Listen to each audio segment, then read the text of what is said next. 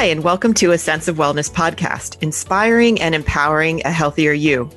I'm your host, Susan Greeley, and I'll be diving deeper into the 4 pillars of wellness: sleep, exercise, nutrition, and stress management. In today's episode, I'll be speaking with Callie Patrick, a sleep wellness coach, about sleep and how to ensure you get the rest your mind and body need. It's a new year and a perfect time to think about your sleep habits and the how and why you may need to improve them. So my guest today, Callie Patrick, is a virtual sleep wellness coach who helps stressed out, busy professionals learn to sleep better and improve their energy. She's also a therapeutic yoga and meditation teacher and a public speaker. You can learn more about Callie and her business, A Journey into Health, at calliesleepcoach.com. We'll repeat that at the end of the episode as well. So thank you for joining me today, Callie, and Happy New Year. Thank you for having me. Happy New Year to you too. Thanks. Yeah, I think this is not just a relevant topic, it's very timely for the start of the year to talk about sleep and how people can improve their sleep habits, because it impacts so many aspects of our health, mentally and physically. And I like to say and point out how we still are in this pandemic, and supporting our immune health is really a key area. So that all said, I want to actually take a step back and ask a little bit more about your background first, because of course I'm curious, Callie, how did you get into sleep and wellness coaching? And have you ever suffered from insomnia yourself? Yes, great question. So prior to becoming a sleep wellness coach, I had a 20-year career in high tech where I helped design software based on human psychology and real people's experiences. And as I moved up the management chain, the stress and the pressure of the work led me to burnout. Of course, insomnia is one symptom of that. But from my first days as a college student, getting refreshing sleep was always difficult. And over the years, I felt like I tried all the things, including the sleep study in the lab, medication, supplements, teas, yoga, meditation, and so on. So I definitely know what it's like to suffer from poor sleep, and fortunately, what it's like to feel and function better now that I do get more refreshing sleep. So I really enjoy helping other people achieve that. Wow, you went through the ringer. Yeah, it's sometimes, unfortunately, it takes those personal struggles to lead us to this healthier place where not only do you help yourself, you help others, which is very exciting. And that's why we're here, because despite more awareness about the importance of sleep and all the tips out there to help, many people still really struggle. Why would you, I know this is a very broad question, but why would you say that is? Well, there are certainly several reasons for it, and a reason why I struggled for so long too. Sleep is a complex process, and so there's not usually one quick fix. But as a culture, we look for that quick fix, even if years and years later, we're still having problems. And so while it seems counterintuitive, the most efficient solution to sleep challenges is usually to identify and work through the root causes. For example, of why someone's waking up at 3 a.m., why they're having trouble falling asleep in a reasonable amount of time, or waking feeling groggy. And in the end, my clients realize that it's not one thing. It's usually a lot of little things that they're doing that contribute to the sleep challenges. And what's more, those little things are usually daytime behaviors, lifestyle habits that do take some real effort to change. Oh, absolutely. That said, what is maybe one lifestyle habit that people have that does contribute to ongoing sleep challenges? I'm sure there's more than one. Of course. I actually have a whole list of these. I like to start out usually looking at the artificial regulation of energy. And, as you mentioned with the pandemic, I think we're seeing it even more often these days. What I mean by that is that we ingest and consume things, whether that's medication, supplements, food, drinks, and I'll put information in that category. And these things move our energy up and down throughout the day and sometimes into the night. Most of these I see are stimulators or sedatives. And beyond these masking root causes, there are a few issues with this habit. And the first one is that we're training our systems out of their own natural patterns, right? When we rely on something to help us sleep or something to help us stay awake, and we think we're in control of our sleep and our energy. And that is until we try to go to sleep and stay asleep at night, at which point we're reminded that we are absolutely not. So we try to control it more. until eventually that backfires. I see social media posts all the time with these complex bedtime cocktails and rituals, whether that's drugs or other things that still don't work. And that's because the only natural restful sleep is actually natural sleep. And the other way to think about this is that sleep is a surrendering. So by definition, sleep requires us to let go of control. Right. Therefore, the more we try and control the sleep and the energy, the less natural it becomes and the more difficult it is to come by. So fascinating. I never thought of it in those terms. And that was also just like a light bulb for me. I love that, Kelly. Just to kind of reiterate the ingesting too much. And it, as you said, it could be food, it could be alcohol, some sort of drugs or medications. But I loved how you said the information. I think everybody is overstimulated these days. So that was really a key. And then reaching for some sort of unnatural sedative, fabulous. So it is hard for many people to let go of that control and just let themselves drift naturally into sleep. For that reason, I'm sure many people know that sleep coaching is available, or I'm sorry, I'm not sure that people know that it's available. So how do you work with people as a coach? I know parents and even myself, when I had non-sleeping children, it occurred to me to seek out a sleep coach. In general, though, how do you help adults primarily? Right. Most sleep coaches, even when I search for them, are for children. We can certainly learn a lot about our own sleep and what we need from the behaviors and the routines that we would set for our children. And I do work specifically with adults because we need help too. And some of the challenges that adults face are obviously quite different than children. Some of the adults need help putting foundational sleep hygiene practices in place. And I tend to work with type A's, high achievers, perfectionists, many in professional roles like the one I came from. Mm-hmm. They may also be caregivers for children or aging parents. They have a lot going on, so they may not see where they really have time for themselves. And as a result or as a cause, they can have trouble setting boundaries, right? They're not able to prioritize their sleep and self-care without feeling guilty. They don't have the time or energy to become a sleep expert and are often confused about which practices will help them the most. So folks like this need someone who understands their busy life, can help them find some space or structure, and who can individualize strategies so they're most efficient. And, sometimes we need some accountability as well. Now, for people who already have good sleep routines in place, but still aren't sleeping well, then it gets much more interesting. I mentioned earlier that it's often a lot of little things. And when you're the person living your life, it can be really hard to see them. So here I help my clients explore different aspects of their life, lifelong behavior patterns or limiting beliefs in some cases that might be contributing root causes. We do some deeper work and make small changes in their day, generally speaking, that improve their sleep situation over time. And I also help people become more adaptable and compassionate with themselves so that changes in their life that they're making toward improving their sleep don't necessarily result in a sleep regression, right? When some unknown comes up where we have to travel, we have a different house guest, there's an illness, something like that, that can always throw people off, their rhythm. So I teach people how to kind of go with that a bit more. It's so true. That's real life. We think that, we should be in the steady state, and that's just not the case. Like you just said, with travel, guests, coming off the holidays, right? It's just, life happens, and how you then still power through and get into the rhythm, I think, is really the most helpful. Okay. So as far as real life goes, these are questions myself, Callie. Mm-hmm. For somebody who doesn't generally have sleep issues, but these interruptions happen, and they do. For me, for example, if it's not my kids, then it's my cat. So how do people get themselves back to sleep when they've been interrupted? They wouldn't have naturally woken up, but they get interrupted. Mm-hmm. So meaning a child, for example, comes into the bedroom early or something like that. Mm-hmm. Or a cat scratching at your door. Yeah. Well, so it's interesting because wakings happen.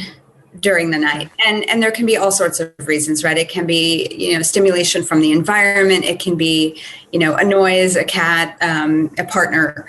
And what's more important really is how we respond to that interruption, right? It's all about, responding rather than reacting. So a lot of times people will, when they're woken, they will go into a thought pattern, right? Oh, I'm awake. Right.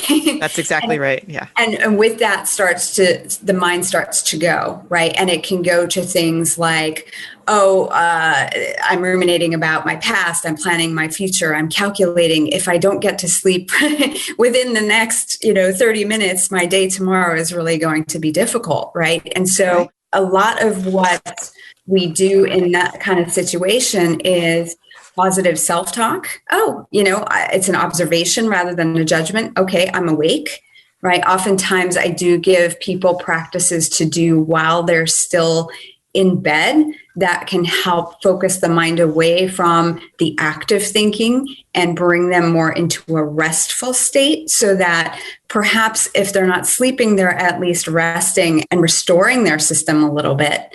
And also not getting into that anxious thought pattern that will suppress sleep. So I'm not a big fan of I know some modalities will have people get up and get out of bed. I'm not particularly a fan of that. So I like to help bring the person back to a relaxed state while they're still in the bed and head off any thought patterns that start to keep them awake. Right. I completely agree. I know that from my own experience that the positive self-talk is really imperative to not going down the wrong path. And I want to ask and say also from my own personal experience that I find that call it mindful breathing techniques in the middle of the night actually help me. So it helps me calm my mind at that point. And I know that you are also a therapeutic yoga instructor. So I wanted you to talk a little bit about balancing mind-body connection and if you use anything such as breathing techniques or meditation to help people sleep as well. Mm-hmm, mm-hmm. So given that I tend to work with people who are super busy and often have those tendencies toward being what I'll call high strung or even anxious, one of the root causes of the poor sleep is often an imbalanced nervous system. And part of this is that people power through energy lulls during their days and they're in energizer bunny mode all the way up to bedtime. So in this case, the sympathetic nervous system, which is most identified with the stress response, but is also just part of being alert, that part is stuck on overdrive. So in my coaching, I do use therapeutic yoga practices, which are often quite different than what most people think of today as yoga, right? Which is more exercise. And I use those to help my clients really restore their ability to rest and relax and help to re-stimulate that parasympathetic side of their nervous system. The particular practices can be a combination of movement, especially during the day if we're doing something. It can be breathing practices. There are so many different combinations of ways to breathe, and possibly affirmations, visualizations. And when I work with somebody one-on-one, they're custom created to help each client really meet their mind and their body where they're at, right? Which is usually a very busy place, and we gradually bring it down. And again, if it's a practice to do when they wake during the night, we want to give the mind enough light focus so that it's not worrying or calculating or getting anxious about sleep itself or anything else for that matter, but enough that's restful. So, for example, a breathing practice that involves ratios, counting, or maybe even holding the breath might work for someone. But for other people, the counting or the holding of the breath may be stressful or stress inducing. So, it's very individual. There's so many different styles of breathing. So we really work toward the one that's going to give that person the most impact in terms of helping them rest and hopefully naturally fall back to sleep. Right. Excellent. It's so true. It's very individualized, and I can see how one thing works for one and maybe not for the other. In general, though, those are all fabulous tips and in my opinion, such a great approach to it. And, I think it's tried and true. Like I said, in my situation, when I wake up at night, I do try some mindful breathing and typically fall back to sleep. Okay. So in any case, balancing the nervous system, and you mentioned exercise. I have another question, Callie, about exercise specifically Is there some sort of timing now? Everybody's day is different. And when it comes to sleep, do you recommend specific timing of exercise? Meaning where my brain is going is there too late of a time, such as those Energizer bunnies, when they still have all this energy they're revved up into the evening? Is that still a time to exercise, or do you recommend earlier in the day? Well, I think it depends on what we're talking about when we say exercise, right? If we're talking about something Right. that is intense in any way, right? I think of running or Cardio, spinning. yeah, something that's really very stimulating. I mean, a yoga practice can also be that, right? True. So anything that really feels like it's pushing, that it's exerting, like those things are much better to do in the morning to get your energy level up, and to, obviously there are issues with metabolism and other aspects of health, the other pillars that affects. But, the more stimulating the exercise, the more intense the exercise, I would say definitely more toward the morning hours is a much better time. You don't generally want to do something like that, I would say at least 4 hours before bed, because, it is, again, stimulating. And I know some people who do, feel like, well, but I tire myself out, right? If they go for a strong run in the, late in the evening, and they feel like, well, but it helps me because I'm exhausted. Well, I'd like people to think of that more as the sedation, right? It's not that they're tired or sleepy, rather it's that they're exhausting themselves. Right. There's a difference. Being sleepy and being fatigued are different. Yeah, that's so true.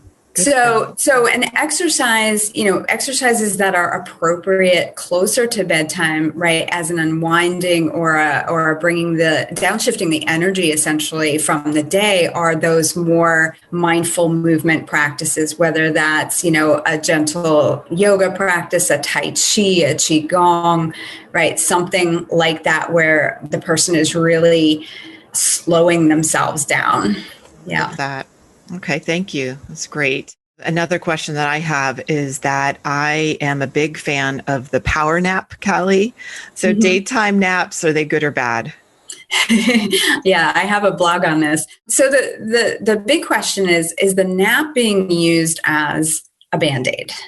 Or is it part of the routine, right? So, if the nap is because the sleep at night is consistently poor, then, it might be useful to get a nap throughout the day to kind of compensate for that. But is it avoiding addressing the getting the better sleep at night, right? So you still want to be able to do that, right? Naps, I find, are most effective if they're done in the earlier part of the afternoon, and if they are short enough such that the person does not dive deep into some of the later stages of sleep, because then, you may wake up feeling a little more groggy than when you started, and it might interfere with the ability to sleep later that night. So napping, is kind of a more subtle art, I guess, than a blanket yes or no. It's when you do it, it's how you do it, and it's why you do it. That's really important to take a look at. Great. Thanks. Makes sense. Absolutely. And, if I can say one more thing about that, absolutely. A lot of the people that I work with, they'll try to take a nap because they feel tired, but they're unable to nap, right? Because that stimulation, like they're still hyper aroused, they're still vigilant. And so, that can cause a little bit more frustration. Right. And again, here's where the difference between fatigue and sleepiness comes in, right? Because if they were sleepy, they would fall asleep. Good point. What they might be experiencing more of is fatigue. And so, how do we address that? Right. And don't force it. Right. Yeah. So if you're sleepy, in other words, it's not a bad thing. And sometimes you simply do need it. Mm-hmm. Okay. But if you're just so exhausted and say, oh, I need to sleep, but I can't, then don't force it. Right. Then it becomes more about addressing the fatigue, right? Perhaps it's just that you need a rest, which is different than needing a nap and sleeping. Right. Great advice. Okay, Callie. So, as we're going to shortly close out here, and I'm just thinking, is there one piece of advice you can leave our audience with on, let's say they are plagued by poor sleep, how would they get started on a new, healthier sleep habit? Well, I think, I ask this question when I do presentations all the time. Have you ever woken up at 3 a.m., looked at the clock and thought, how am I ever going to get through the day? And most people can say, yes, I've had that experience, right? Definitely. And then I ask the question, well, have you ever hit, around 3 p.m. and thought to yourself, what have I done so far in my day that will support my getting quality sleep tonight? And most people go, what? Right? I mean, we might feel that energy low and try to push through it or something like that, but we never really consider the other half of the day-night cycle. And again, the day often provides the clues about the root causes of the stubborn sleep challenges. So most people, I think, need to get curious and really try to look at what they're doing during the day, the behaviors, the ways of thinking, the activities, and so on that contribute to them staying stuck with the sleep challenges and feeling tired. So just really even putting a little reminder on your daily calendar or setting a little alarm to be like, have I taken a break yet? What self-care have I done? What rest have I taken? These are all important things to help support sleep at night. And so that's a good first step to getting curious and to, perhaps becoming more aware of things that you're doing that might be contributing to the problems. Oh, definitely. Thank you. I love that. Get curious, become aware, and reflect. And, in any type of coaching that I do as well, I think that first step is the awareness. So makes complete sense with sleep as well.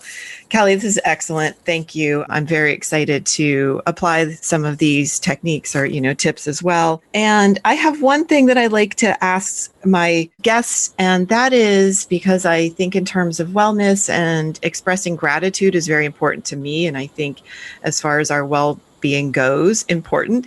So what is one thing you're grateful for today, Callie?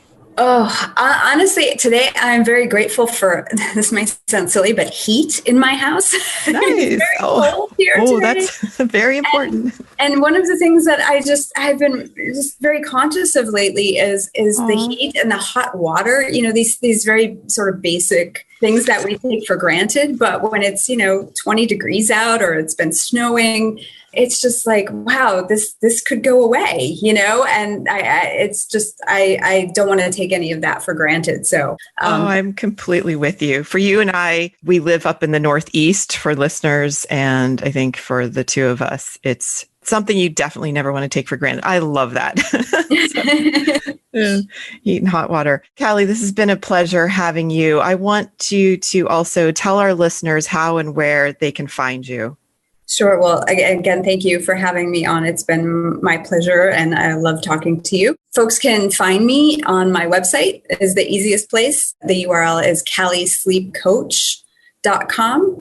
That's KALI sleepcoach.com. And they can find all sorts of information about sleep coaching and some online resources in my blog that has a lot of information about sleeping. They can also find the different social media connections for me there. I'm most often on Twitter. My business name is called A Journey into Health. So my Twitter handle is @AJI Health. And I'm also on LinkedIn, probably the most, just because those are the two that I focus on.